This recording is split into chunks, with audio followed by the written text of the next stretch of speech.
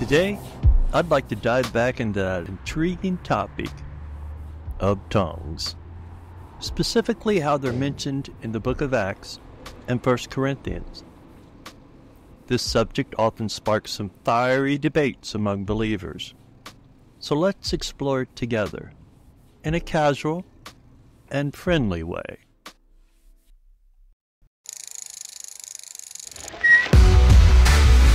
Life with nothing but a Bible and a bicycle. So first up, let's consider, are the tongues mentioned in Acts the same as those in 1 Corinthians? Many folks suggest that there are two different kinds of tongue speaking going on here. You know, like one type that's more private and personal, and another that's meant for the whole community. And it seems like 1 Corinthians 14 and 2 might be hinting at that private aspect. Let's dig into this a bit. Some scholars argue that the tongues from Acts and 1 Corinthians aren't exactly the same. For example, only in Acts 2 are tongues explicitly said to be human languages, not previously learned by the speaker. In Acts 2, people spoke actual human languages, which is pretty clear from the context. When we read Acts 2, verses 5 through 11, it's obvious these were languages that people understood. Now, the book of Acts generally refers to these tongues as human languages. But what about 1 Corinthians? There are some who think Paul might be talking about a different kind of tongue. However, the burden of proof seems to rest on those suggesting there's a distinction. If we look closely, we see that Paul actually refers to human languages in 1 Corinthians 2. For instance, when he alludes to Isaiah in 14 and 21, it indicates he's talking about a foreign human language. Now, you might hear some folks bring up 1 Corinthians 13 and 1, where Paul talks about the tongues of angels. This could suggest there's a special tongue that believers can use, right? However, Paul doesn't actually define these tongues. He's using hyperbole to emphasize a point about love. It's like he's saying, even if he could speak every human language and even celestial ones, without love, it's all meaningless. And let's remember that whenever angels spoke in the Bible, they used real languages that people could understand. So, even if we think about these tongues of angels, they likely represent genuine languages, just like the other tongues mentioned. Next, let's tackle the ideal of whether Paul used tongues for private prayer.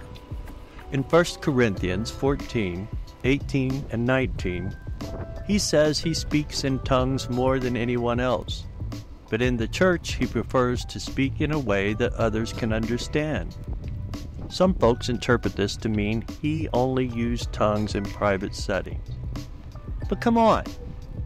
Just because he didn't use them in the church doesn't mean he was hoarding this gift all to himself. Paul emphasizes that spiritual gifts are meant to benefit the entire body of believers. If we're redefining gifts to serve private purposes, then we've lost sight of their intended function. When Paul traveled, he often encountered new linguistic groups, and he likely used tongues as a tool for evangelism, like how it worked on the day of Pentecost. All right, let's jump to the crux of the matter in 1 Corinthians 14.